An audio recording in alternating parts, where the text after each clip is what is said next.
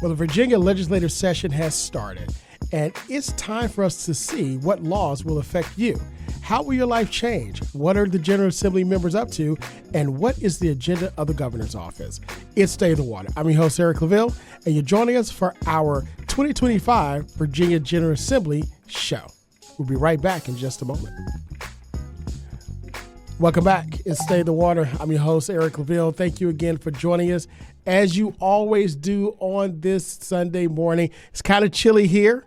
We're having record temperatures and not so much record-breaking snow in Hampton Roads, but definitely across the South, record-breaking snow. So hopefully you're getting a last winter blitz and you're enjoying the beautiful white snow. And I know some of you are ready for it to end, but thank God for it, and hopefully you're staying warm. We are broadcasting, as we always do, from none other than the campus of the Norfolk State University, home of the Spartan Nation, from none other than WNSB Hot 91, the soul of VA. So listen, last week we had our special show, our inauguration MLK Day show, where we had a historic moment, where we had our 47th president, which was also our 45th, inaugurated again on the same day that we commemorated the life and legacy of the Reverend Dr. Martin Luther King Jr. Now the work begins. So we're back now for our Virginia General Assembly special show. So every year during this time, from December to January, March, February, and also sometimes in April, we go and delve into the General Assembly, because in the Commonwealth of Virginia, Richmond is the place where laws are made. It's the place to be. And we have with us joining us on this show today, which I love to have our delegates, our elected officials, our members from the executive office join us and talk about very important issues that are affecting our lives. And today we have none other than NSU alum, my good friend, my guy, none other than Delegate Michael Feggans, that represents the 97th District in the great city of Virginia Beach. Delegate Feggans, how are you this morning? I'm doing great, Eric. We're coming up on finishing our third week of session, and so getting ready for our fourth one, and about to get ready for crossover. So it's been a really different session. This is it's a short session. And so, with me being a freshman, experiencing my first full session, and now my experiencing my first short session, it's been a great experience. It's a big learning curve, but I've been up to the challenge. Man, so this is, wow, it's only been 2 years. Yep, it's already been 2 years, and that means it's already time for re-election. Right? So after we gavel out in a few weeks, and we pass a lot of great legislation that's going to take care of Virginians, not just in House District 97, but across the entire Commonwealth. It's going to be time to roll up our sleeves and start activating supporters all around and get ready. But right now, I'm focused on passing great legislation that's going to be taking care of residents. Absolutely. And we're going to delve into your legislative agenda for this session. But I mentioned it's already been 2 years. It seems like you're a veteran, not a freshman. I mean, because you're everywhere. Yeah, you're everywhere. It can kind of feel like that after 2 years. You feel a little grizzled after just two sessions already. So, but it's been an incredible experience. I wouldn't trade it for anything. Absolutely. Well, listen, as one of our retired veterans of the Air Force, I would not expect anything different from you. I mean, to roll up your sleeves and to get ready to get at it.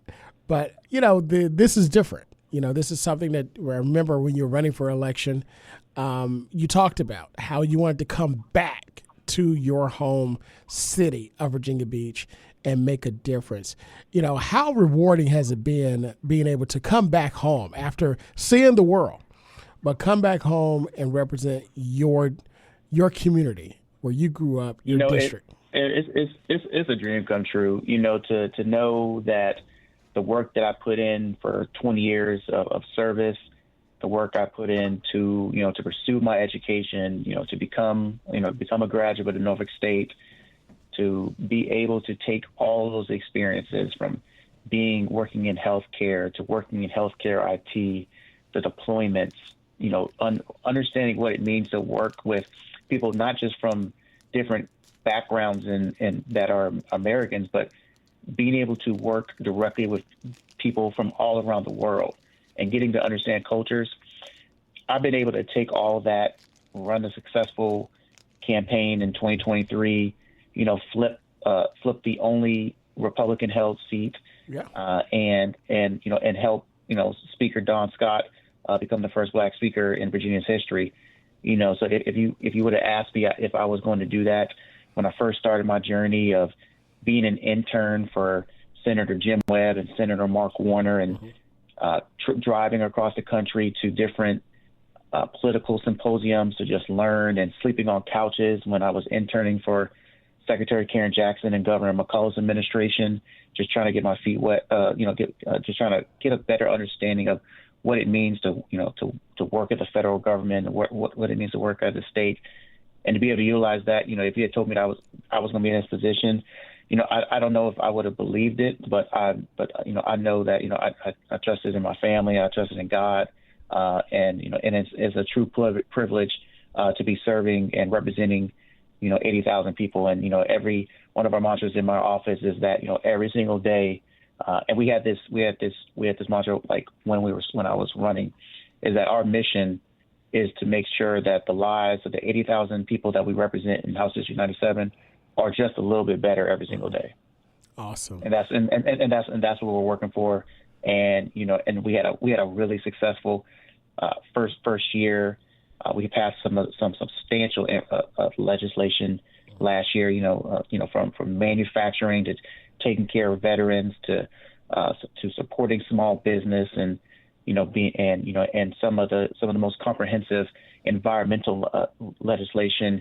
As a freshman, and so for Speaker Scott to entrust me and so many partners to entrust me to carry some big pieces of legislation that is usually reserved for senior members.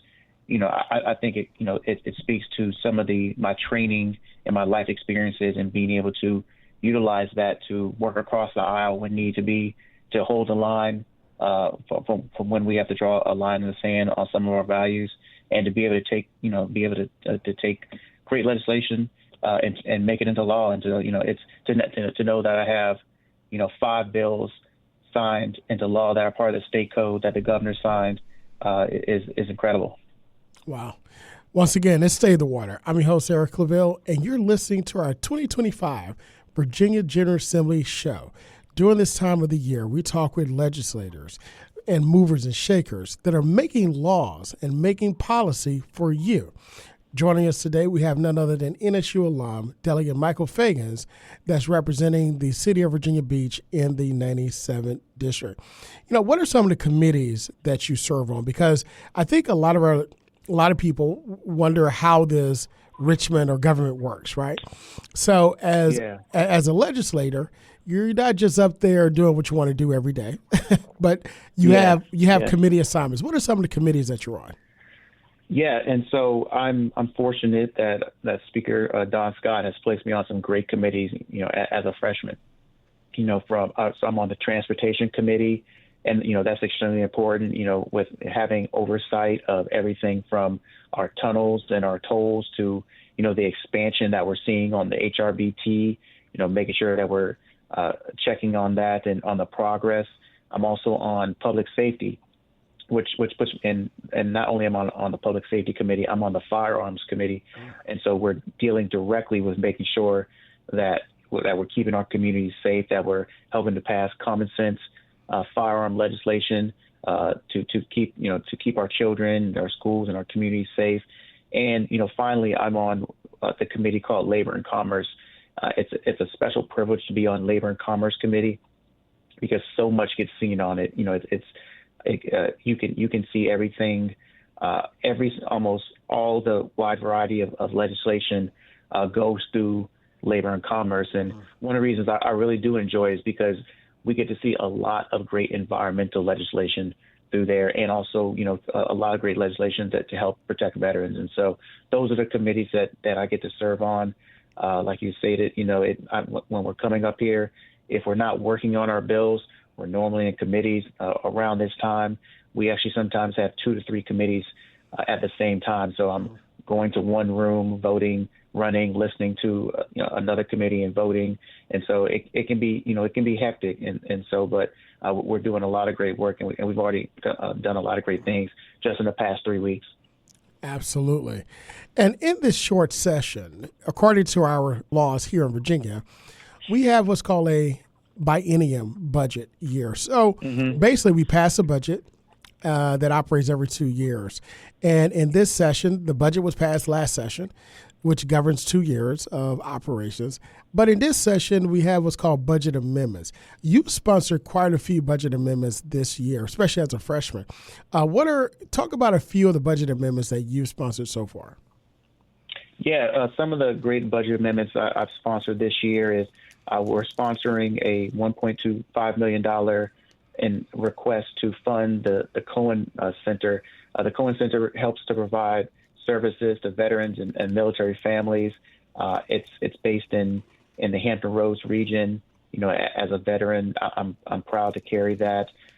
One of the other ones that we're carrying we requested right now is a $500,000 request for a pilot program to put daycares in 3 Virginia Beach public schools to support our educators and educational support staff. Wow. That idea actually came from doing a tour of a school and me sitting and us walking around the hallways and at each of the schools I was doing a tour, and I always asked the principal, what can I do for you?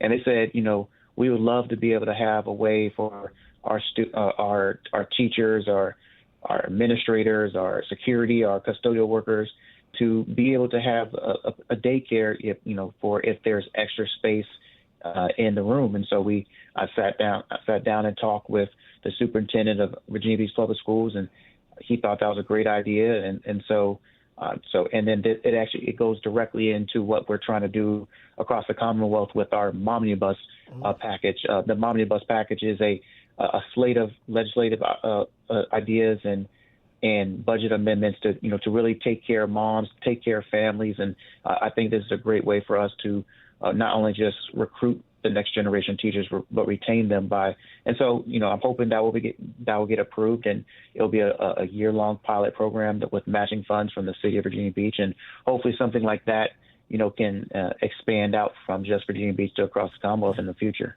Wow. That is a game changer to have daycare inside of the school. One of the biggest issues now that are facing families is childcare. Yes. My family, we owned a daycare and child early learning center for over 2 decades back home growing up. My father saw a need for children, especially single mothers needing someone to take care of their children in a safe environment and also where they're learning.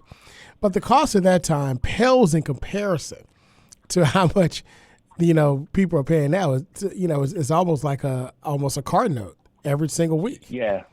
And that it goes directly into one of our overarching themes, for Virginia's House Dems.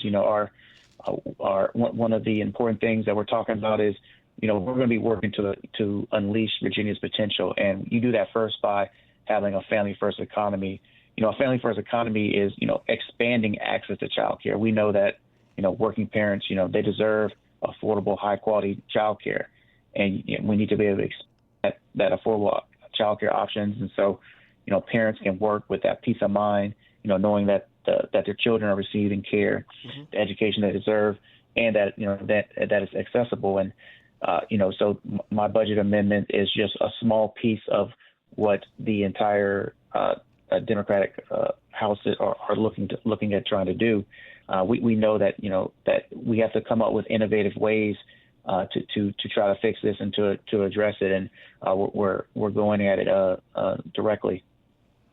Absolutely, and not only that, but you also have the budget amendment for presumptive eligibility for pregnant individuals. Tell us about that one. Yes, that one actually just passed out of the House and the subcommittee today.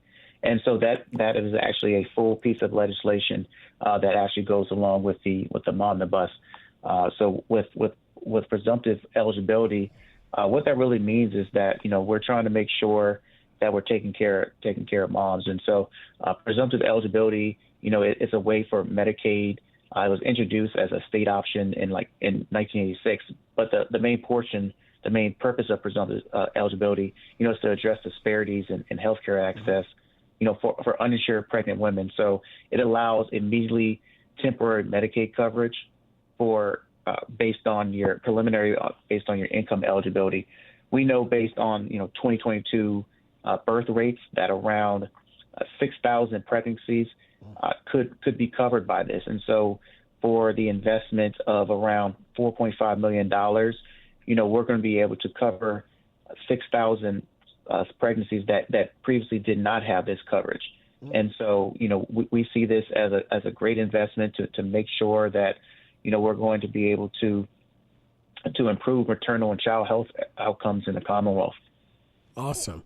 And you're not only looking at military families, educators and their children, and those trying to close the gap for medical issues, maternal health, with this particular bill, this omnibus portion of the bill with presumptive individuals who are pregnant. But you're also looking at a budget amendment and sponsoring the future.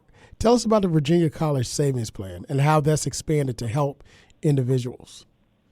So for the Virginia College Savings Plan, that one is actually going to be folded into another bill, and so I was originally supposed to have that one, and so a lot of times what happens is that we'll have a bill, and then we'll see that someone else has a same idea or similar. And so that's actually going to be folded into another one.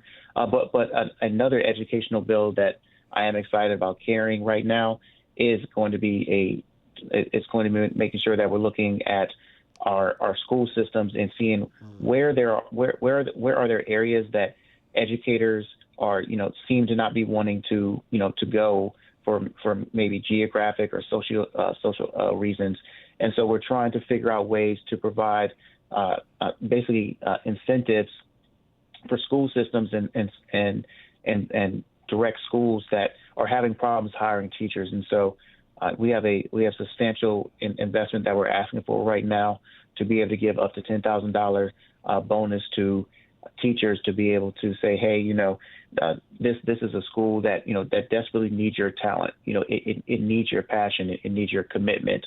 And the best way that we want to make sure that we're showing that our community and the Commonwealth that we're taking care of our children is by investing in our education support staff and our teachers. And so this is a great way for us to be able to show that we are taking care of our teachers, and we're taking care of our teachers by saying that, hey, if there's difficulties in some areas, that we're willing to make sure to take care of them by giving them bonuses.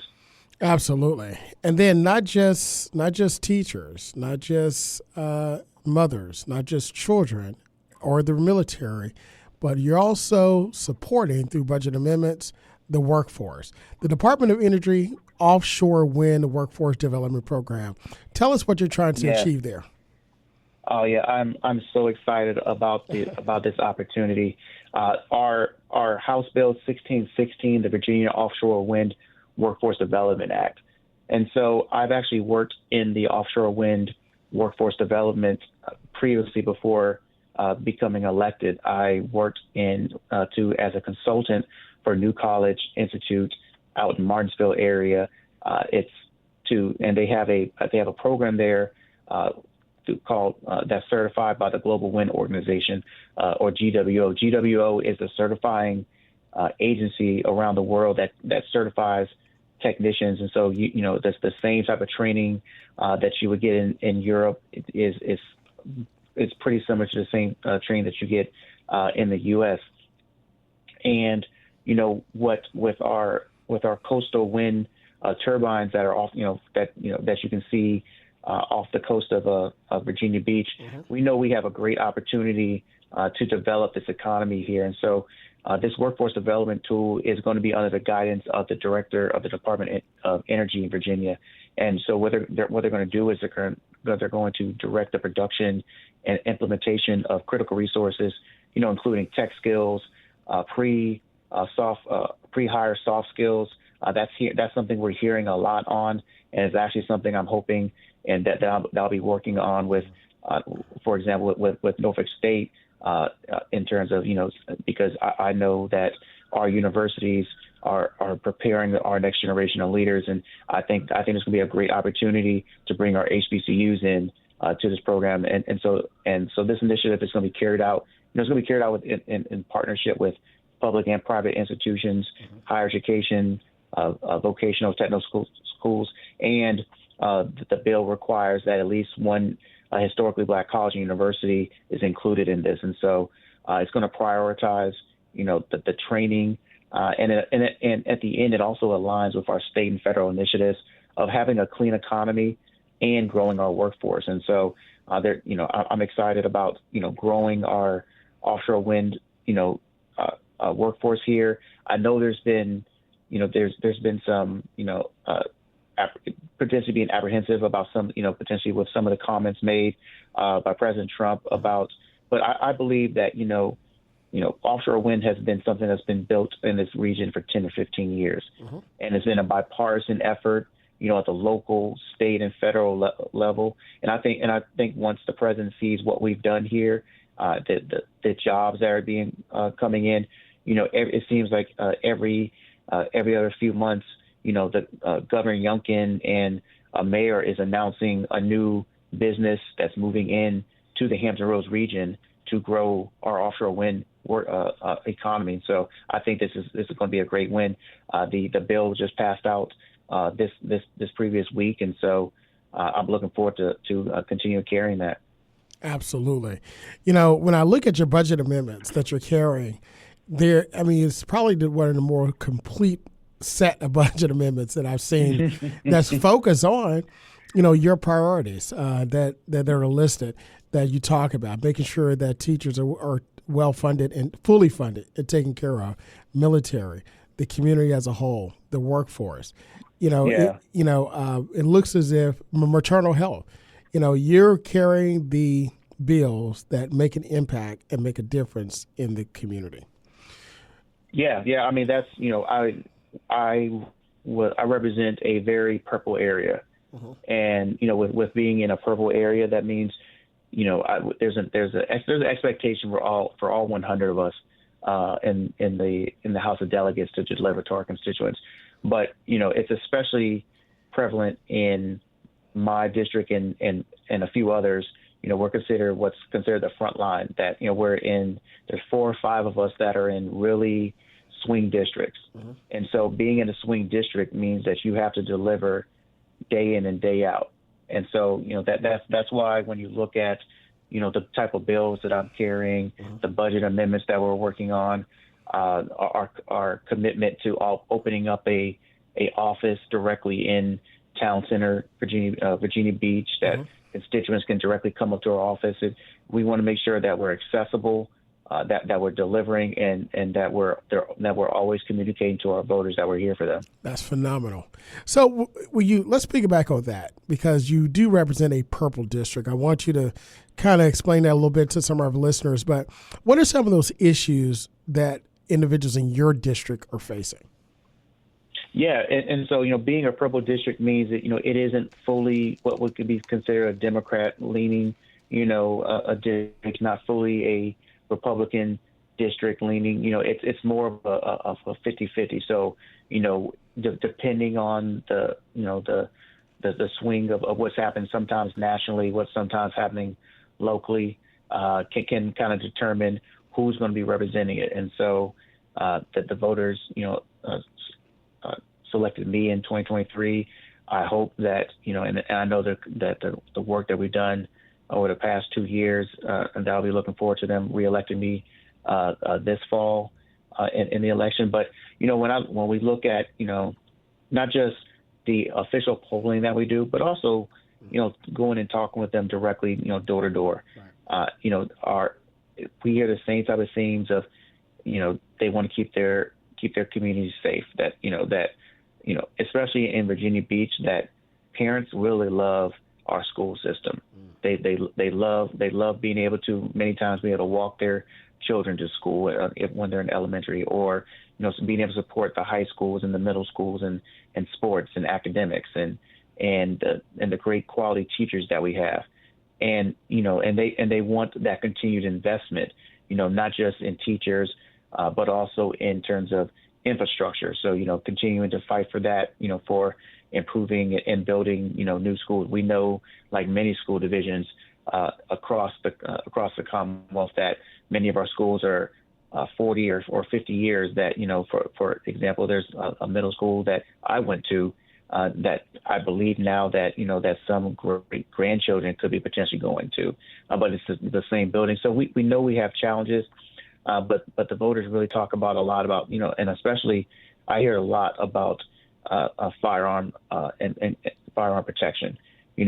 That and it helps that when I talk with voters and they know that I served in the military, that I'm a responsible gun owner myself, that I grew up hunting, that I'm out here wanting to protect our children, that I support our law enforcement and our firefighters, being the son of a firefighter, and that's really and the final thing that they talk about is the economic opportunities, that they want to be able to create their next business, to be able to cut down some of the burden that happens with starting a business. And so I'm thankful that I'm the vice chair of the Minority Business Commission for the Commonwealth, and we get to hear quarterly about issues affecting economic development and growing businesses across the Commonwealth. And so those are some of the major issues that we really hear. Schools, safety, with jobs, and especially in addressing healthcare needs, and those issues really reflect, I believe, the legislative agenda that we have for this year. Absolutely. Now, we have about 2 minutes, but I want to talk about this year. So this session ends February 22nd. There may be a special session or reconvene session, but we'll see.